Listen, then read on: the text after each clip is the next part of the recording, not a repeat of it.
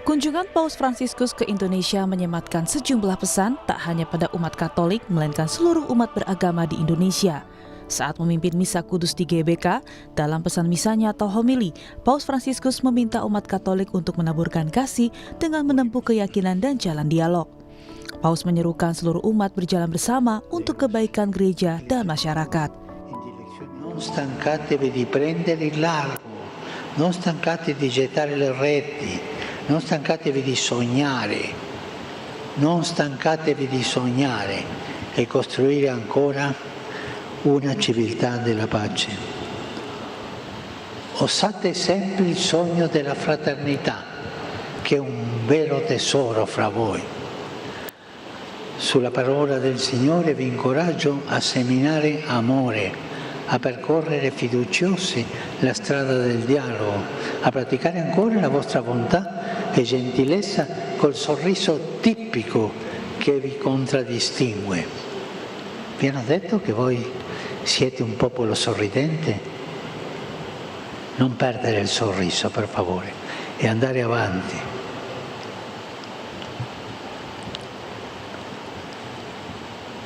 E siate costruttori di pace, siate costruttori di speranza. Questo è il desiderio espresso di recente dai vescovi del Paese e augurio che anche io vorrei rivolgere a tutto il popolo indonesiano: camminare insieme per il bene della società e della Chiesa. Siate costruttori di speranza, sentite bene, siate costruttori di speranza, quella speranza nel Vangelo che non delude mai e che ci apre alla gioia senza fine. Grazie tante. Tak hanya itu, pesan toleransi juga disampaikan Paus sebelumnya saat berkunjung ke Masjid Istiqlal Jakarta. Paus Fransiskus bertemu dengan sejumlah tokoh lintas agama. Momen menarik yakni saat Imam Besar Masjid Istiqlal, Nasaruddin Umar, mencium kening Paus Fransiskus. Dan sebaliknya, Paus membalas dengan mencium tangan Imam Besar Istiqlal. Imam Besar Masjid Istiqlal bilang momen ini sekaligus bentuk pesan hubungan persahabatan dan toleransi yang tulus. Juga berfungsi untuk merawat toleransi dan moderasi umat beragama di Indonesia. Kita semua telah melakukan terobosan besar untuk merawat toleransi dan moderasi umat beragama di Indonesia dengan dibangunnya terowongan silaturahim, The Tunnel of Friendship, yang menghubungkan Masjid Istiqlal dan Gereja Katedral. Inilah yang menjadi bukti betapa besar peran Masjid Istiqlal sebagai melting pot, khususnya untuk warga bangsa Indonesia yang majmuk dan berbineka tunggal ika. Usai memimpin Misa Kudus, Paus Fransiskus hari ini akan bertolak menuju ke Papua Nugini dalam lanjutan kunjungan apostoliknya di Asia Pasifik. Paus Fransiskus ucapkan terima kasih atas kehangatan masyarakat Indonesia yang menyambutnya dengan ramah dan kehangatan. Tim Liputan Kompas TV.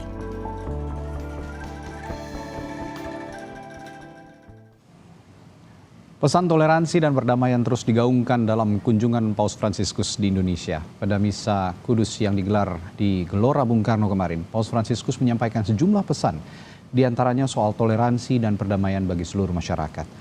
Lalu bagaimana memaknai pesan ini khususnya tak hanya bagi umat Katolik, melainkan seluruh umat beragama di Indonesia? Kita ulas bersama sejumlah narasumber yang tersambung melalui sambungan virtual. Ada Sekretaris Umum PGI Jackie Manuputi, serta Director of Asian Department Community of San Egidio, Valeria Martano, yang juga Dewan Penasehat Paus untuk hubungan antar agama. Selamat pagi Ibu Valeria dan Pak Jackie. Selamat pagi. Selamat pagi juga Ibu Valeria.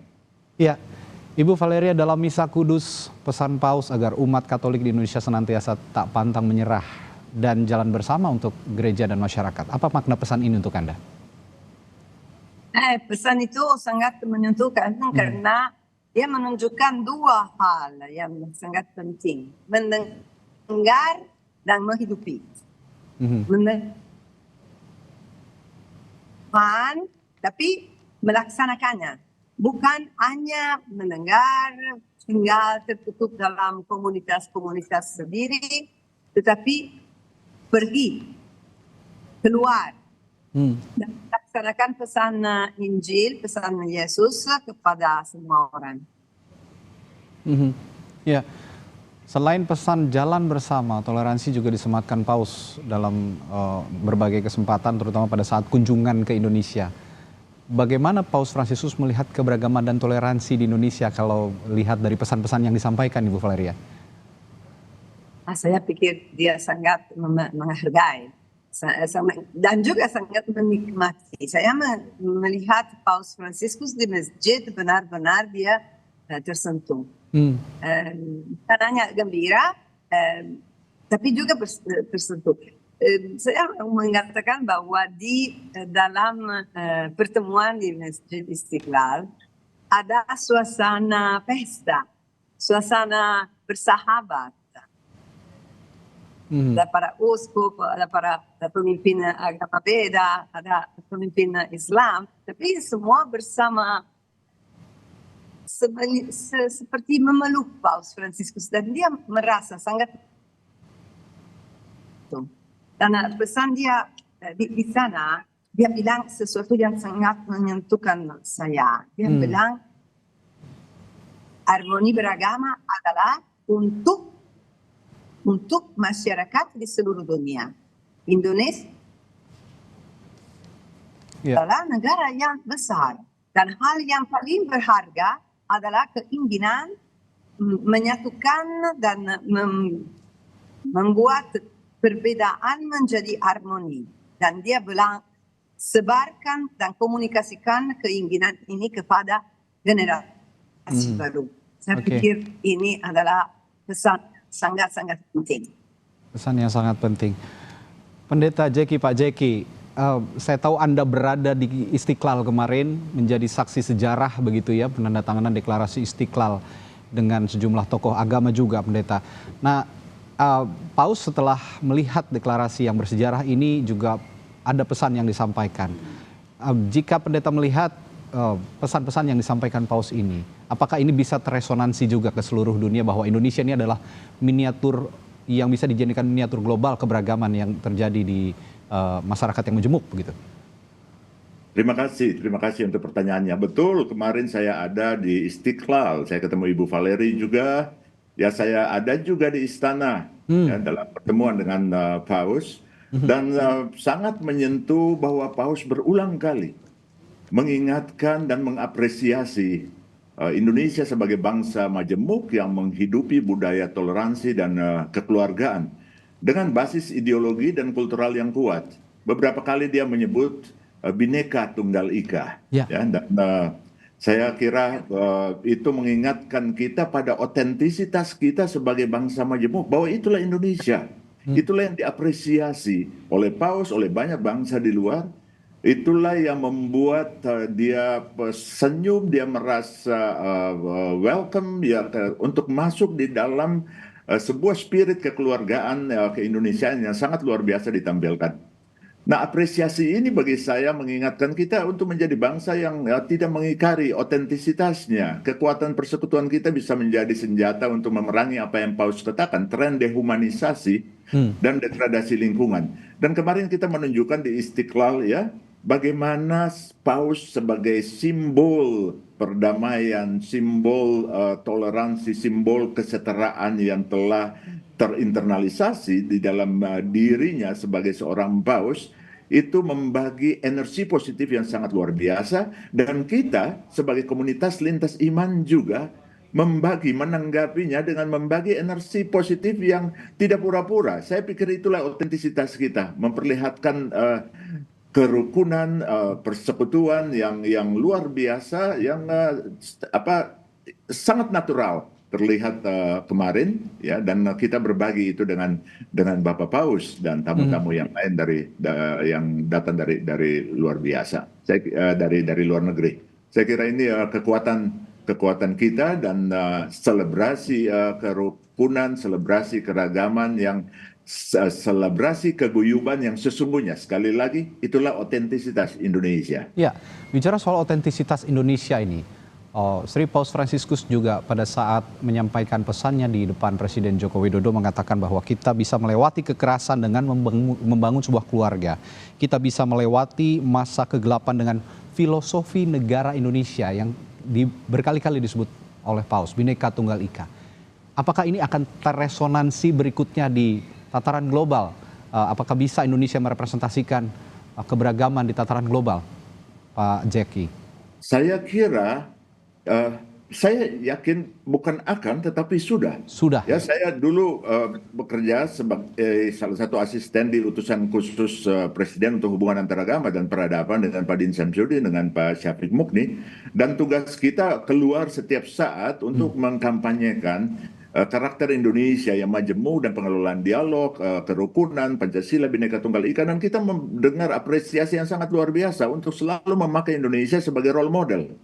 Role model bagi keislaman yang sangat toleran dan terbuka, role model bagi kemajemukan yang terkelola secara dalam kurun waktu yang sangat panjang, berbasis ideologi yang kuat, berbasis kerangka toleransi dan kerangka budaya yang sangat-sangat luar biasa. Jadi saya kira kedatangan Paus kembali meresonansikan itu, ya. Bagaimana Indonesia dapat dijadikan model sebagai negara yang sangat-sangat majemuk, 17.000 pulau, tapi Bhinneka Tunggal Ika. Saya sangat mengapresiasi itu. Oke, saya ke Ibu Valeria lagi. Sisi humanis dari seorang Paus Fransiskus banyak sekali yang bisa kita contoh. Salah satunya yang menarik juga, Paus Fransiskus menyampaikan pesan soal mereka yang merupakan penyandang disabilitas kemarin di Gedung KWI, di Gedung KWI Jakarta. Paus menyebut mereka adalah masyarakat yang berharga dan harta yang harus dirawat oleh gereja dan negara. Apa yang bisa Anda katakan soal ini, Ibu Valeria? Ya, ini adalah hati pesan Paus Fransiskus kasih kepada umat Katolik dan kepada semua umat Kristiani dan di dunia. Ketika dia menjadi paus, kalimat yang pertama dia bilang, saya bermimpi gereja miskin di antara orang miskin. Dan ini sangat penting selama semua tahun-tahun yang dia dilaksanakan kepausan dia. Dan ini digariskan dengan tanda pertama ketika dia tiba di Indonesia, dia bertemu dulu di Kedutaan Besar Vatikan dengan beberapa orang miskin yang didampingi oleh komunitas Santo Egidio Jakarta dan dari Yesuit dan suster-suster. Tapi mereka saya kenal dengan baik, ada pengungsi dari negara-negara lain yang menerima, yang tiba di Indonesia cari, tapi mereka hidup dalam banyak kesulitan. Ada orang jalanan, manusia gerobak yang dibantu oleh komunitas Santo Egidio di Jakarta, yang setiap ada orang yang pergi ke rumah persahabatan Santo Egidio untuk makan karena mereka tinggal dalam sampah. Dan ada seorang itu namanya Samsu, dia bilang, Paus Fransiskus bertemu bersama aku sebelum presiden, sebelum Pak Presiden.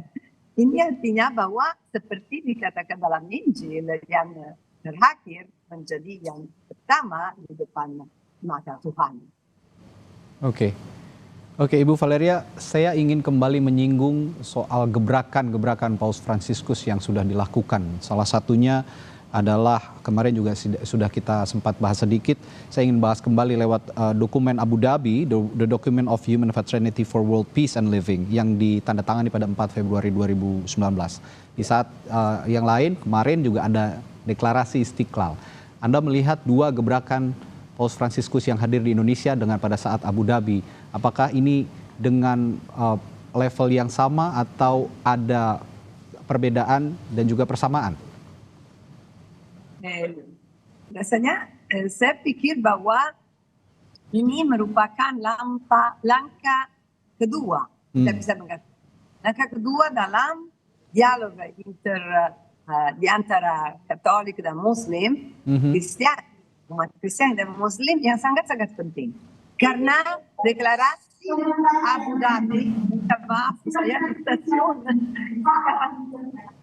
Deklarasi Abu Dhabi itu merupakan langkah pertama kali di sejarah ada deklarasi ditandatangani di antara kepala Katolik Paus dan kepala tinggi umat Islam. Yang terjadi kemarin di Masjid Istiqlal ada langkah kedua kita bisa mengatakan. Karena dialog merupakan perjalanan dan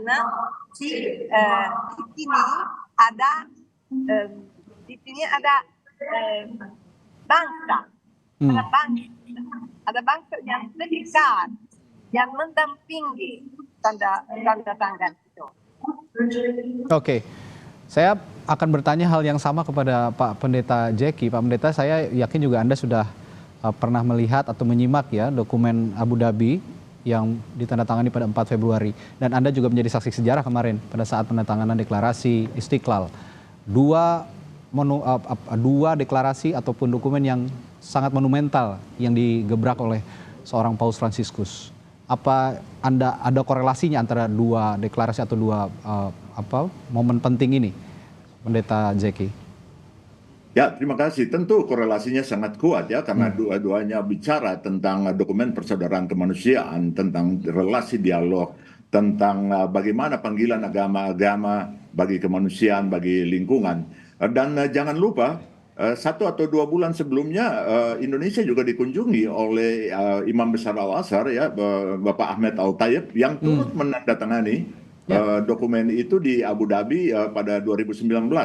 Jadi 2 tokoh penting datang dalam kurun waktu yang tidak terlalu kuat. Ini secara simbolik ya meresonansikan dengan sangat kuat bagaimana dokumen Abu Dhabi berjumpa di dalam lanskap Indonesia melalui deklarasi deklarasi Istiqlal kemarin yang disampaikan. Dan ini tautannya sangat kuat dan kita boleh berbangga sangat sebagai bangsa, sebagai masyarakat Majemuk Indonesia, dan kebanggaan itu yang sekali lagi saya katakan adalah otentisitas kita, dan karena itu jangan pernah bergeser dari otentisitas kita untuk terjerumus dalam dehumanisasi, dalam perilaku-perilaku yang mencederai satu dengan yang lain ya, dan kita terus harus mengangkat itu sebagai model yang ditawarkan Indonesia bagi dunia. Ya, dalam situasi-situasi dewasa ini, terutama di Indonesia, deklarasi ini sangat penting dan tidak hanya umat Katolik, tapi masyarakat seluruh Indonesia saya yakin juga bangga, termasuk saya bangga bahwa Paus Fransiskus pernah ada di sini untuk menjadi saksi penandatanganan deklarasi Istiqlal yang menjadi tonggak sejarah kerukunan antar umat beragama, toleransi, persaudaraan, dan perdamaian. Ini juga akan teresonansi mungkin juga di seluruh dunia. Bahkan nanti Paus Fransiskus setelah dari Indonesia akan menuju ke Port Moresby di Papua New Guinea untuk juga kurang lebih mengampanyekan hal yang sama. Nanti setelah jeda, saudara, kami akan bahas bersama Ibu Valeria juga. Kami akan bahas lagi soal kunjungan Paus Fransiskus ke Port Moresby. Nah, saya ke Pendeta Jackie dulu, Pak Jackie. Kunjungan Paus Fransiskus berikutnya adalah ke Papua New Guinea. Apa yang Anda lihat dari kunjungan ini? Saya kira ini tetap Paus akan berkunjung dalam tugas dan tanggung jawab dia sebagai kepala negara, tetapi juga dalam kunjungan yang sifatnya apostolik untuk menyampaikan pesan moral, sosial, spiritual ya, baik di Indonesia ataupun nanti ke Papua New Guinea. Untuk region Papua New Guinea yang akan bersentuhan juga dengan persoalan-persoalan yang ada di sana, termasuk persoalan Papua ya. Masuk persoalan Papua, kita juga berharap dan kita yakin Paus punya sangat banyak data tentang Papua, diupdate terus, tetapi suara-suara kerasulan yang disampaikan semoga bisa membangun juga menggerakkan perdamaian di kawasan itu, menggerakkan kepedulian terhadap harkat martabat manusia Papua, tetapi juga lingkungan yang ada di kawasan itu. Ya. Ibu Valeria, mungkin Anda juga punya informasi kunjungan Paus berikutnya di Port Moresby, Papua New Guinea, dan setelah itu akan ke Timor Leste dan Singapura. Pesan apa lagi kira-kira yang akan, pesan berharga apa lagi yang akan disampaikan Paus Fransiskus di negara-negara itu setelah Indonesia? Kita belum tahu pasti Tapi yang penting dia memilih pergi ke tempat yang dianggap seperti pinggiran dunia. Dan tempat di mana ada banyak masalah tentang lingkungan.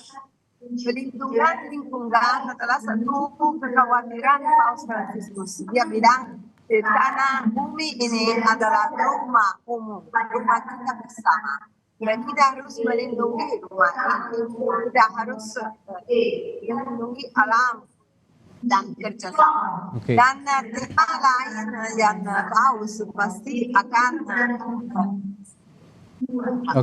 pegang adalah ketidakadilan sosial, kemiskinan, dan kebutuhan bangsa-bangsa itu untuk maju seperti mereka sudah mulai lakukan. Dan juga di Timor Leste, saya pikir bahwa Paus Fransiskus ingin mendekati komunitas Kristiani yang minoritas, tetapi sangat penting bagi umat Katolik. Ya, kemanapun Sri Paus Bapak Suci Paus Fransiskus berada atau berkunjung, saya yakin dia ingin menyuarakan bahwa kita ini semua bersaudara dan selalu dengan ciri khasnya yang tidak pernah ada sekat dengan masyarakat, dengan umat begitu kira-kira. Terakhir pertanyaan saya untuk Pak Pendeta Jackie, kemarin pada saat Misa Kudus di Gelora Bung Karno, ada pesan juga yang sangat dalam, saya yakin, untuk kita semua, umat Katolik dan juga masyarakat Indonesia. Jangan lelah bermimpi. Bagaimana Anda memaknai pesan ini untuk masyarakat Indonesia, Pak Jackie? Betul, itu satu yang saya katakan terkait dengan realitas keindonesiaan yang bisa menjadi role model, ya, yang diungkapkan Paus berulang kali, suatu apresiasi yang sangat dalam. Tetapi di sisi lain juga kita harus membacanya dari saran supaya kita tetap teguh di atas itu dan jangan terseret untuk masuk dalam proses-proses dehumanisasi, degradasi lingkungan dan lain-lain, saling menyakiti, relasi antar agama yang rusak, politik yang kacau, yang tidak bermoral dan lain-lain. Kita harus terus memupuk mimpi di atas kesadaran otentisitas kita, kebangsaan dan keindonesiaan yang rukun, yang damai, dan memperjuangkan itu terus, merealisasikan semua mimpi di dalam tindakan. Karena itu deklarasi Istiqlal bukan narasi kosong, dia tidak harus tinggal sebagai narasi, tapi harus hidup di dalam tata laku. Jangan lupa bahwa deklarasi Abu Dhabi setiap tahun diperingati di seluruh dunia. Kami berharap deklarasi Istiqlal juga setidaknya untuk Indonesia setiap tahun kita rayakan dalam berbagai kegiatan konkret. Saya menangkap pesan itu di dalam ungkapan jangan lelah bermimpi. Baik, kunjungan Paus Fransiskus Bapak Suci ke Indonesia memang hanya 4 hari, Bapak dan Ibu. Tapi saya yakin memori masyarakat Indonesia, memori umat Katolik, memori seluruh umat manusia akan teringat kepada Paus Fransiskus selama mungkin lebih dari 40 dekade. Karena ini momen yang bersejarah yang terjadi di Indonesia. Kita nantikan kunjungan Paus berikutnya, akan ada pesan-pesan yang akan kita serap juga dalam kehidupan sehari-hari. Terima kasih dialog kita pagi hari ini kepada Sekretaris Umum PGI, Pendeta Jackie Manuputi, serta Director of Asian Department Community of San Egidio, Valeria Martano, telah berbagi perspektifnya pagi hari ini. Selamat pagi, sehat selalu Bapak dan Ibu, sampai jumpa lagi.